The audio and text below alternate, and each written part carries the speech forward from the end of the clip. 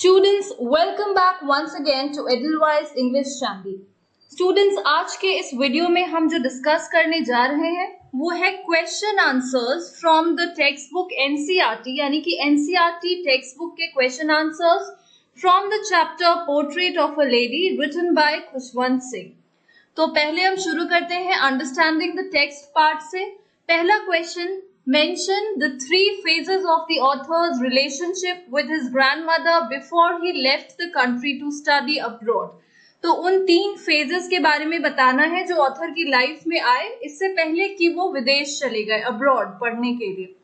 तो पहला फेज, जब ऑथर और उनकी ग्रैंडमदर गांव में यानी कि विलेज में रहते थे, जब वो गांव के स्कूल में यानी कि विलेज स्कूल में पढ़ने जाते थे, जहां पे वो जो टेम्पल या फिर मंदिर के अंदर ही उनका स्कूल था और वहां के जो पुजारी यानी कि प्रीस्ट थे वही वहां के टीचर थे। दूसरा फेज तब आया जब ऑथर और उनकी ग्रैंडमदर सिटी यानी कि शहर में आ गए।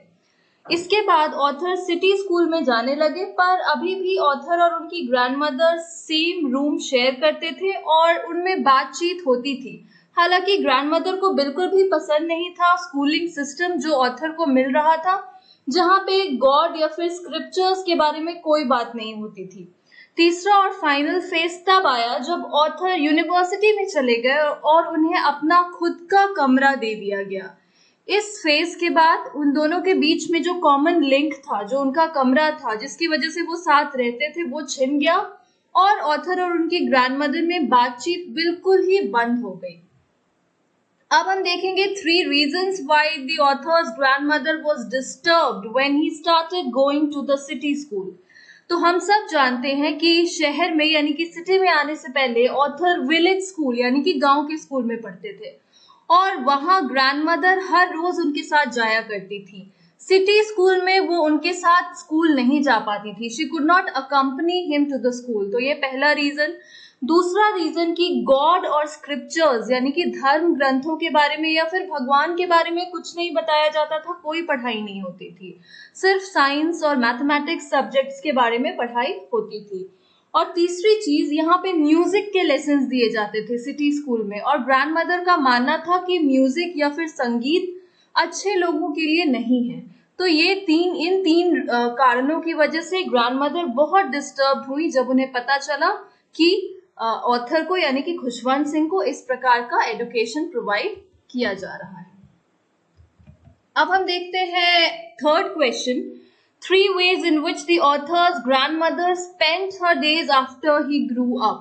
यानी कि 3 ऐसे तरीके जिनके द्वारा ऑथर की ग्रैंडमदर अपना दिन का समय निकालती थी। तो पहली चीज हम देखेंगे, she was always spinning the wheel, यानी कि वो चरखे पे हमेशा रहती थी, सूत या फिर फैब्रिक बनाती थी। दूसरा, she was always moving the beads of a rosary, उनके पास जो एक रुद्राक्ष की माला थी वो उसे हमेशा ही उस पे प्रेयर करती रहती थी, पूजा करती रहती थी। और तीसरी चीज, हर दिन शाम को वो स्पैरोज को फीड करती थी, जो छोटी छोटी बर्ड्स होती हैं उनको वो रोटी के टुकड़े यानी कि ब्रेड क्रम्स खिलाती थी। Fourth question, the odd way in which the author's grandmother behaved just before she died। मरने से ठीक पहले ऐसा क्या हुआ जो कि बहुत ही अलग, स्ट्रेंज या फिर ऑड था। तो 2 चीजें हुई।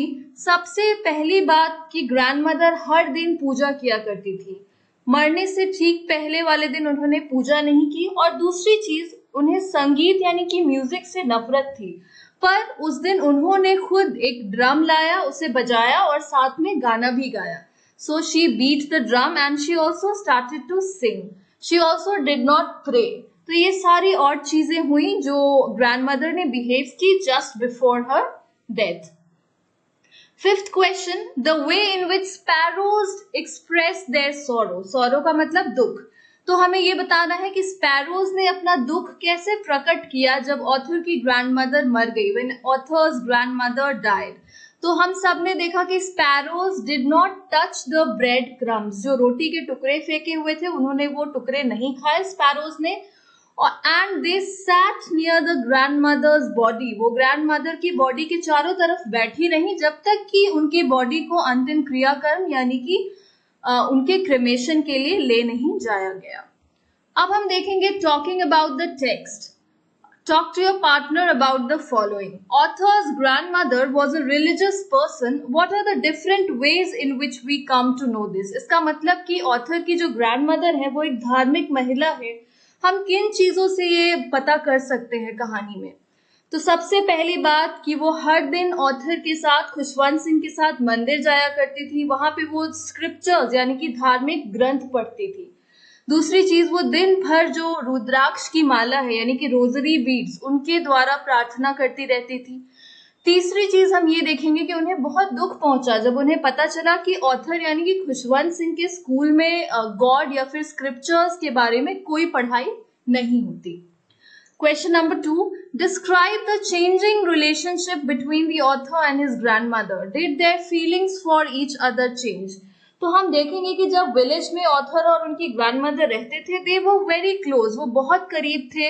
वो स्कूल साथ जाते थे, वापस साथ आते थे. ऑथर की ग्रैंडमदर उनकी छोटी छोटी चीजों का ध्यान रखती थी. पर जब वो शहर चले गए, ग्रैंडमदर उनके साथ स्कूल नहीं जा पाती थी. फिर जब वो यूनिवर्सिटी चले गए, देयर रूम्स वर सेपरेटेड.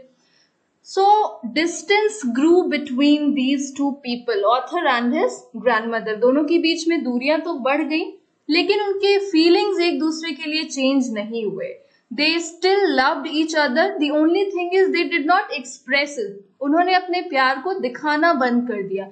या फिर हम यूं कह सकते हैं कि ग्रैंडमदर क्योंकि उन्हें पसंद नहीं था वो एडुकेशन या फिर वो तौर तरीका जिसमें ऑथर रह रहे थे, उन्होंने किसी से भी बात करना बंद कर दिया. बट देयर फीलिंग्स, जो उनकी भावनाएं थी एक दूसरे के लिए, वो नहीं बदली थी. Third question, would you agree that the author's grandmother was a person strong in character? If yes, give instances that show this. तो हमें तो ये अग्री करना होगा कि ऑथर की grandmother, she was a strong person in character. पहली चीज हम ये देख सकते हैं कि वो गांव में she used to take care of the author single handedly, वो अकेले ऑथर का ध्यान रखती थी. शहर में आने के बाद भी जब उन्हें पता चला कि ऑथर को गॉड या स्क्रिप्चर्स के बारे में कोई भी पढ़ाई नहीं प्रोवाइड की जा रही है, फिर भी उन्होंने इस बात को लेके किसी भी तरह का शोर शराबा नहीं किया. रादर उनका जो प्रोटेस्ट था वो एक साइलेंट प्रोटेस्ट था, पर वो अपने फिलॉसफी, अपने आइडियोलॉजी से कभी भी अलग नहीं हुई. वो हमेशा अपने स्टेटमेंट पे अड़ी रही. इसलिए हम कह सकते हैं कि उनकी ग्रैंडमदर एक स्ट्रॉन्ग वुमेन इन कैरेक्टर थी. Fourth question, have you known someone like the author's grandmother? Do you feel the same sense of loss with regard to someone whom you have loved and lost? तो ये question आपको अपने personal experiences के basis पे answer करना है. क्या आप ऐसे किसी व्यक्ति को जानते हैं जो कि ऑथर की ग्रैंडमदर के तरह थी? क्या आपको भी उनके लिए जो लॉस है वो उसी तरीके से महसूस होता है जैसे ऑथर को अपनी ग्रैंडमदर के लिए हुआ? This question is totally based on your personal experience and you can answer it. So these were the NCERT textbook questions, students. I hope this video was useful for you. If it was useful for you, kindly like, share and subscribe to my channel. Thank you all.